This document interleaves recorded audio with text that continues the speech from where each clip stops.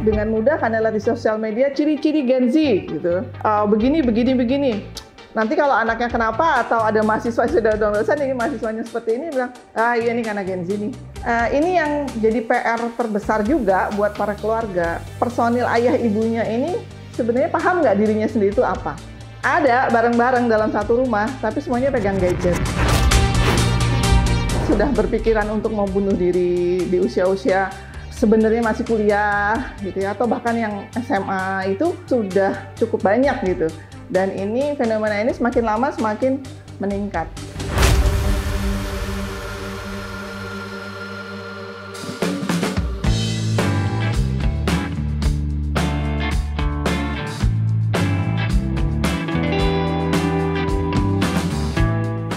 Perkenalkan, nama saya Uli Pitaloka. Saya pengurus di Lembaga Advokasi Keluarga Indonesia. Jadi LAKI ini singkatan dari Lembaga Advokasi Keluarga Indonesia adalah lembaga non-profit yang merupakan motor dari Gerakan Indonesia Beradab. Beranggotakan berbagai latar belakang akademisi, kemudian juga pihak-pihak yang memfokuskan pada perbaikan Indonesia ke depannya. Nah, Lembaga Advokasi Keluarga Indonesia ini yang mengerjakan program-program sebagai perpanjangan dari Gerakan Indonesia Beradab. Jadi di Lembaga Advokasi Keluarga Indonesia ini kami fokus di keluarga, begitupun juga dengan lingkungan yang melingkupi keluarga. Contoh ada sekolah, ada komunitas. Nah, fenomena yang mencegangkan tadi ya. Nah, salah satunya adalah bagaimana kecepatan teknologi ini gitu belum disadari oleh keluarga bahwa itu berdampak sekali pada ketahanan mental. Ketika semua sudah sampai di rumah gitu ya, sekarang kan sudah beraktivitas gitu, sekarang sampai di rumah, fenomenanya adalah alone together. Ada bareng-bareng dalam satu rumah, tapi semuanya pegang gadget di kamar masing-masing gitu ya. Nah, ini yang menjadi concern kami juga karena itu adalah bibit dari berbagai masalah berikutnya. Ketika nanti anak mendapat informasi dari berbagai sumber di internet gitu ya, tapi tidak sempat mendiskusikan itu dengan keluarga, dengan ayah ibu terutama. Dan itu kasus seperti bunuh diri gitu ya, sudah berpikiran untuk mau bunuh diri di usia-usia sebenarnya masih kuliah gitu ya, atau bahkan yang SMA itu sudah cukup banyak gitu. Dan ini fenomena ini semakin lama semakin meningkat.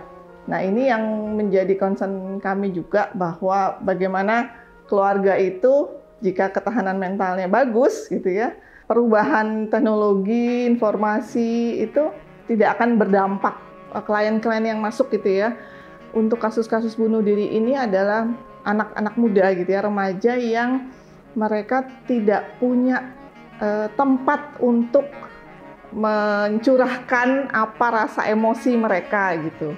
Karena bisa ada keluarga yang menekankan bahwa fokus nilai bagus gitu ya, nilai bagus akademis itu utama yang akan menjamin kamu sukses masa depan gitu. Tapi ketika anak ini mendapat banyak tekanan di luar sana, itu anak ini pun tidak punya tempat untuk menceritakan kembali perasaannya ketika menghadapi berbagai tekanan itu. Tekanan tidak hanya secara fisik, tapi juga tekanan di sosial media misalnya untuk anak-anak ya, untuk remaja, untuk bahkan sampai mahasiswa gitu.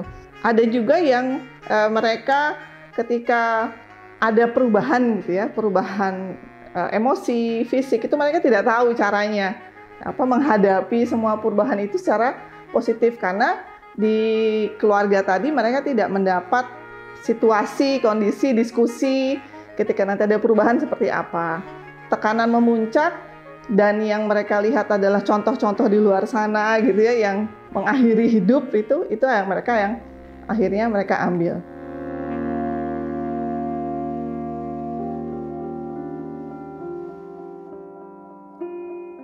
Jadi fungsi keluarga itu adalah akar. Ketika akar ini bagus, pupuknya bagus gitu ya, disirami, mendapat hidup di tempat yang bagus, ya akan berbuah juga yang bagus. Dan kembalinya ke akar gitu.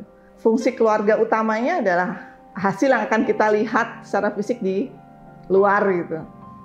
Definisi keluarga tangguh ini adalah keluarga yang mampu menghadapi berbagai perubahan, ketidakpastian dengan tetap menganut pada nilai-nilai yang ditanamkan di keluarga. Misal ada nilai-nilai agama di situ, nilai-nilai kebersamaan, nilai-nilai bahwa hidup itu tidak hanya di dunia, tapi juga ada di kehidupan ya di akhirat gitu. Nah, keluarga tangguh itu adalah keluarga yang kuat nilai-nilainya, kuat akarnya. Bahwa ketika ada perubahan, ada sesuatu tekanan di luar sana, semua anggota keluarganya itu saling bergandengan tangan untuk saling menguatkan dan memaknai setiap perjalanan mereka menghadapi perubahan-perubahan tersebut. Jadi sebenarnya ini bermula dari concern kami di Lembaga Advokasi Keluarga Indonesia sejak mulai pandemi itu ketahanan keluarga, terutama kesehatan mental ini menjadi isu dunia, isu global. Dan yang diserang pertama kali ya adalah keluarga. Yang rapuh ini sejak pandemi itu perubahan sangat banyak terjadi. Nah, ternyata perubahan-perubahan ini membawa dampak juga gitu ke adaptasi, fleksibilitas keluarga sedunia sebenarnya. Harapannya keluarga ini juga mampu menghadapi perubahan-perubahan itu secara positif. Sekarang dengan zaman serba cepat ya, anak usia sebelum SD tuntutan sudah harus cepat bisa baca. Ya, karena nanti supaya di SD cepat bisa baca. Nanti di SD harus cepat bisa matematika yang ini, yang itu gitu ya. Nah, tekanan-tekanan seperti ini itu mulainya dari mana sih kalau mau dilihat? Mulainya dari keluarga.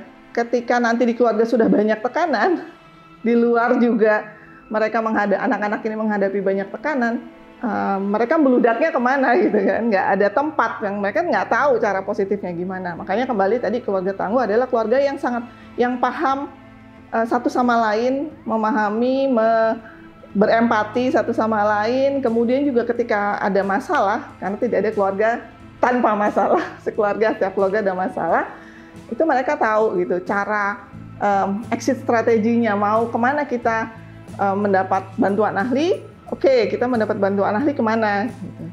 Mengolah berbagai macam informasi, menerima berbagai masukan, tapi juga mampu menyaring mana yang sesuai dengan keluarga tersebut, mana yang tidak, sehingga ada solusi yang ditemukan pun solusi yang berbasis nilai-nilai keluarga tadi. Jadi pengkotak-kotakan generasi ini unik, tapi juga jadi memicu kita untuk menjadikan justifikasi ya. Oh, dasar generasi ini, dasar generasi itu gitu ya. Padahal belum tentu itu yang menjadi justifikasi utama ya, labeling utama gitu. Ketika sudah di labeling ya kan dia kan seperti itu terus gitu. Sebenarnya Gen Z yang berprestasi banyak, Gen Z yang tahan banting banyak, Gen Z yang mau berusaha sekuat tenaga banyak gitu ya. Gaungnya tidak sebesar dengan Gen Z yang beginilah, yang begitulah gitu ya. Nah, meskipun memang akhirnya kenyataan di lapangan ada Gen Z yang butuh lebih banyak dilatih gitu ya untuk menghadapi informasi ketika mereka sekolah online gitu ya. Itu belum menjadi bagian dari pembelajaran sekolah. Rasa ingin tahu untuk diskusi ini tidak terlatih gitu. Jadi akhirnya yang mereka tangkap dan mereka lakukan itu adalah informasi yang tadi, yang mudah dicerna. Dunia berubah, semua berubah gitu. Guru pun juga harus melihat cara penyampaiannya, mengajak belajarnya gitu, memfasilitasinya itu mestinya berbeda. Nah, ini jadi PR bersama sebenarnya, gimana Gen Z ini juga jadi generasi tangguh, tahan banting lah. Jadi Laki sendiri selain kami membuka layanan free hotline itu, sudah 2 tahun terakhir ini melakukan school based mental health. Untuk impact jangka panjangnya, kami masuk ke sekolah juga. Nah, di sekolah ini kami mengadakan konseling bagi murid-murid yang memang dinilai oleh para psikolog dari hasil assessment itu membutuhkan konseling, gitu ya, sesuai dengan kebutuhan masing-masing anak, guru, dan juga orang tua. Dan juga kami membuat film. Jadi ada 4 film yang bertemakan mental health dengan tema remaja, ya, anak SMA dan keluarganya. Para psikolog kami juga mendesain bahwa nanti ketika film ini diputar, memantik banyak diskusi. Nah, ini salah satu upaya Laki untuk membangun mental health ini dalam jangka panjang. Jadi di Laki ini kami punya 3 pilar gitu yang mendasari aksi-aksi kami di lapangan, yaitu riset, kolaborasi, dan pendampingan. Riset ini tadi dari school based mental health. Sekolah ini juga jangan hanya mengedepankan akademis, nilai sekolah, akreditasi sekolah, tapi mengorbankan kesehatan mental anak-anak gitu. Terus juga gurunya, karena gurunya ini faktor penting ya. Kolaborasi seperti tadi, kami berkolaborasi dengan Rumpun Nurani yang menyelenggarakan sekolah calon ayah, sekolah calon ibu gitu. Kemudian juga pendampingan keluarga. Nah, jadi 3 hal ini yang menjadi pilarnya Laki. Pendampingan keluarga yang seperti apa? Keluarga yang asasnya itu ketuhanan, berketuhanan yang Maha Esa gitu. Yang datang ke Laki untuk meminta bantuan itu dari berbagai pihak gitu. Ada kepala sekolah yang datang ke Laki bilang bahwa kami butuh sesi khusus gitu ya, karena kami melihat ada anak-anak yang mengkhawatirkan perilakunya gitu ya. Misalnya ada yang, mohon maaf sekali, ini ada anak yang di usia kelas 3 SD itu mempermainkan alat kelamin temannya misalnya. Kepala sekolah concern ke situ, kemudian datang ke Laki dan ini gimana caranya. Ada juga kepala sekolah yang minta ke Laki untuk memberi sesi ke orang tua, karena orang tua lebih pasrah bongkoan gitu ya. Udah yang penting masuk sekolah, nanti anak jadi bagus, jadi baik gitu. Padahal butuh kerjasama. Ada juga personal gitu ya. Nah, jadi yang datang ke Laki ini berbagai macam pihak sih, Mas. Bagi yang sudah menikah gitu, lah kok ada sekolahnya ya ternyata jadi calon ayah, calon ibu gitu. Ya, jadi kalau untuk sekolah calon ibu, sekolah calon ayah itu programnya Rumpun Nurani.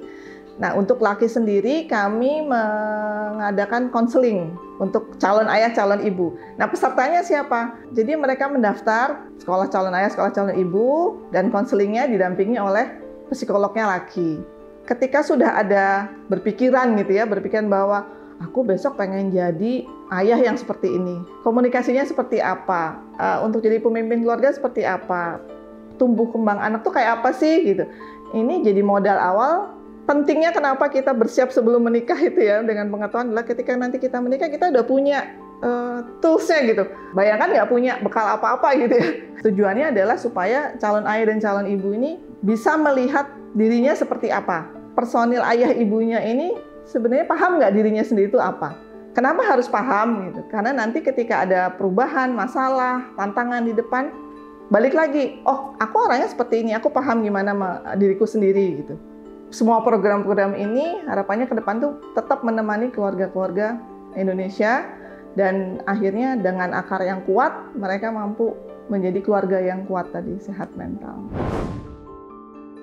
Ya, bagi keluarga-keluarga di luar sana yang menghadapi banyak masalah, tetaplah berniat untuk menjadi tangguh. Mari terbuka terhadap berbagai macam strategi. Carilah informasi sebanyak-banyaknya, terutama dari para ahli, dan juga bangun komunikasi dengan keluarga sendiri.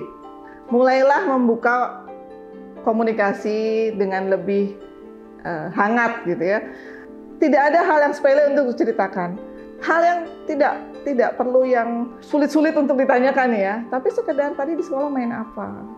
Kamu senang nggak di sekolah? Atau kegiatan apa? Nah, mulailah membangun komunikasi ini. Karena ini yang menjadi pintu untuk menjadi keluarga tangguh. Bersama bermetamorfosa.